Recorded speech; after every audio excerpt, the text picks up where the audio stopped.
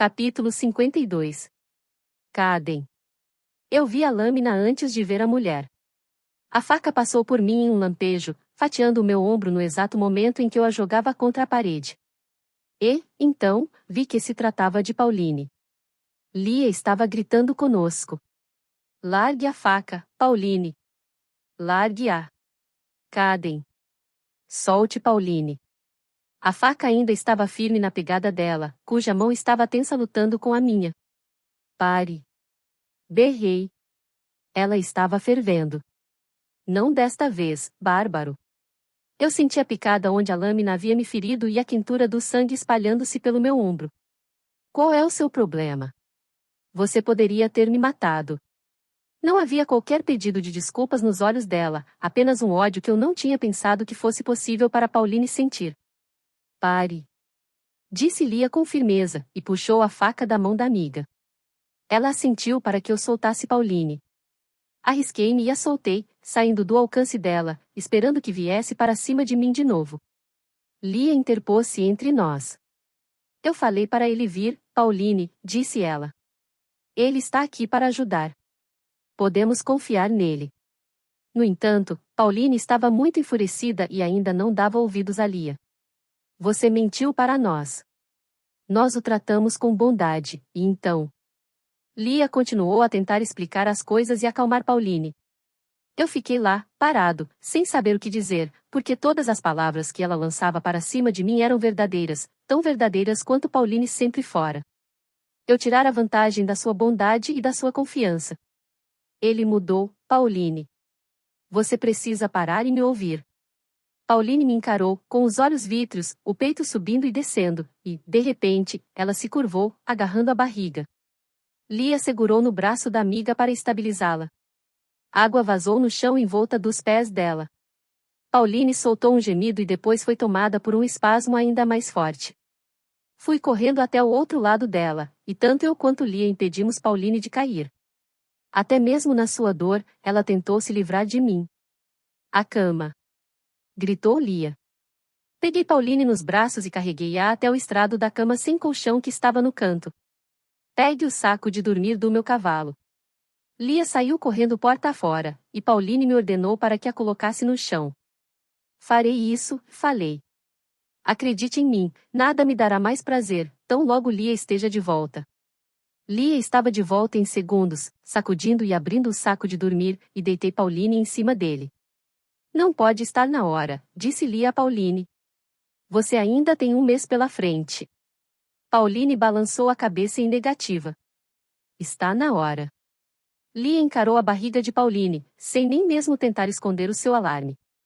Eu não sei nada quanto a isso. Eu nunca, ela voltou a olhar contemplativo para mim. Você? Não. Falei, balançando a cabeça. Eu não. Também nunca fiz isso. Já vi éguas. Eu não sou uma égua.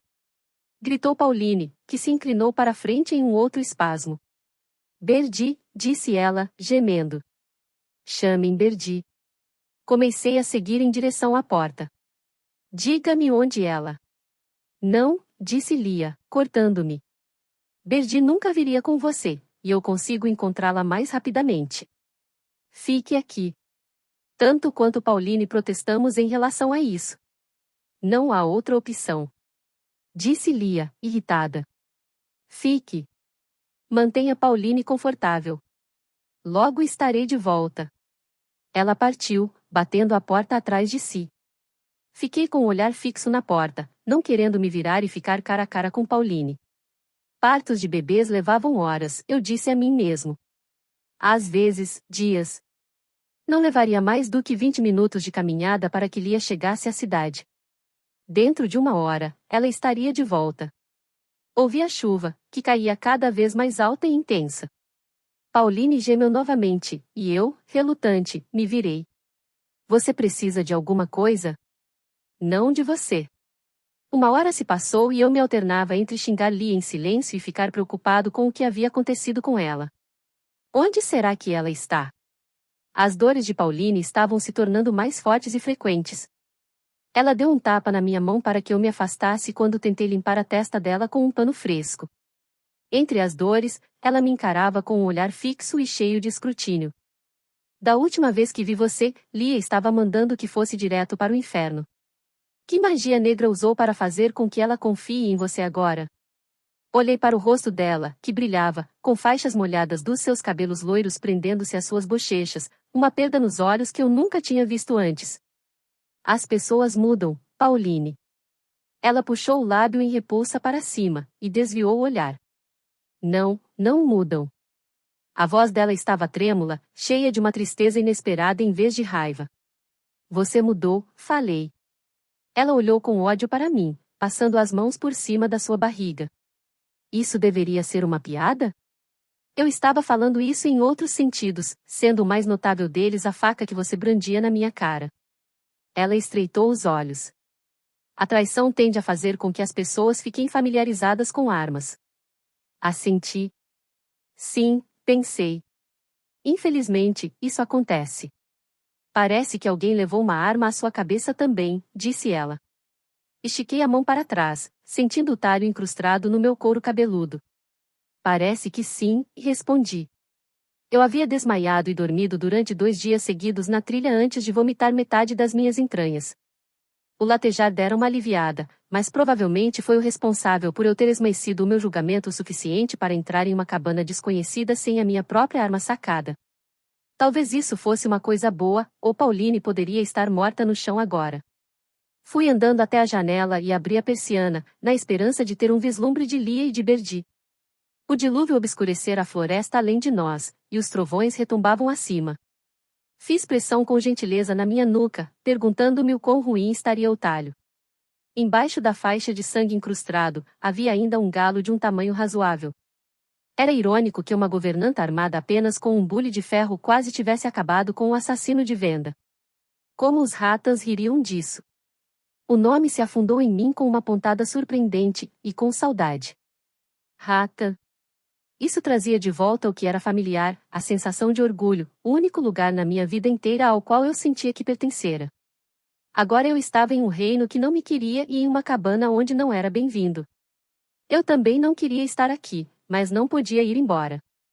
Eu me perguntava como estariam Gris e Eben. Com certeza, Gris estava curado e eles estavam a caminho de Morriga a essa altura. Eles eram o mais próximo que eu tinha de uma família esta de víboras venenosas. O pensamento fez com que eu abrisse um largo sorriso. O que está achando tão divertido? Perguntou-me Pauline. Olhei para a severidade no olhar dela. Será que eu havia feito isso com Pauline? Eu me lembrei de toda a sua bondade lá em Terraven, da sua gentileza. Eu havia pensado que o jovem homem pelo qual ela tão avidamente esperava não podia merecê-la, e então, quando fiquei sabendo que havia morrido, tinha esperado que não fosse por mãos vendanas. Talvez fosse isso que ela visse, quando olhava para mim, um vendano muito como aquele que matara o pai de seu bebê. Embora o meu sorriso tivesse esvanecido havia muito tempo, o olhar contemplativo dela permaneceu fixo em mim, esperando. Nada é divertido, respondi, e desviei o olhar. Outra hora se passou, e parecia que uma dor não tinha cessado antes da outra começar. Mergulhei o pano dentro do balde de água fria e limpei a testa dela, que não ofereceu resistência dessa vez, mas fechou os olhos como se estivesse tentando fingir que não era eu quem estava fazendo isso. Eu estava tendo uma sensação ruim em relação àquilo. Ela foi assolada por um outro espasmo. Quando a dor finalmente passou e ela relaxou de novo no travesseiro improvisado que fiz para ela, falei. Talvez tenhamos que fazer isso sozinhos, Pauline. Ela abriu os olhos com tudo. Você, fazer o parto do meu bebê? Um sorriso irrompeu na face dela pela primeira vez, e Pauline deu risada. Eu juro que as primeiras mãos que vão tocar na minha menininha não serão as mãos de um bárbaro. Ignorei as farpas dela, que não continham o mesmo veneno de uma hora atrás. Ela estava ficando cansada de lutar contra mim. Você tem tanta certeza assim de que é uma menina? Ela não teve chance de responder. Pauline foi tomada por uma dor tão forte que fiquei com medo de que ela não fosse voltar a respirar, e então logo depois veio um grito mesclado com choros e soluços. Não, disse ela, balançando a cabeça. Não. Acho que ela está vindo. Benditos deuses. Agora não. Os momentos seguintes foram quentes e confusos, e as lamúrias cheias de angústia dela me dilaceravam. Ela chorava. Ela implorava. Segurei os ombros dela, que se curvaram para frente, com dor. Ela afundava as unhas no meu braço. Meu coração socava furiosamente o meu peito a cada grito. A criança estava vindo. Não havia mais como esperar. Maldição, Lia. Coloquei Pauline junto ao travesseiro, ergui o vestido e então puxei as roupas debaixo dela e tirei-as antes que eu pudesse pensar demais naquilo que eu estava fazendo. Uma cabeça apareceu no meio das pernas dela. Pauline disse uma centena de coisas para mim entre cada onda de dor, uma conversa unilateral de súplicas aos deuses e xingamentos. Ela caiu para trás, chorando, cansada demais para empurrar a criança. Não consigo, disse ela, soluçando e chorando. Estamos quase lá, Pauline. Empurre. Estou vendo a cabeça do bebê. Está vindo. Só um pouco mais. Ela chorou, e uma felicidade fraca iluminou sua face por um breve momento, para depois desaparecer e a mulher gritar novamente. Segurei a cabeça do bebê com as mãos em concha, enquanto mais de sua cabecinha vinha para fora. Mais um empurrão. Berrei. De novo. E então vieram os ombros, e com um último e rápido movimento ruidoso, o bebê estava nas minhas mãos, úmido e quente, arqueando seu minúsculo corpo, com uma pequena mão acenando além da sua face. Eu tinha um bebê inteiro nas mãos, cujas fendas de olhos já estavam espiando o mundo. Olhando para mim. Um olhar contemplativo tão profundo que entalhava um buraco no meu peito. Está tudo bem? Perguntou-me Pauline com fraqueza. O bebê chorou, respondendo à pergunta dela. Ele é perfeito, falei. Você tem um belo filho, Pauline. E eu o coloquei nos braços dela.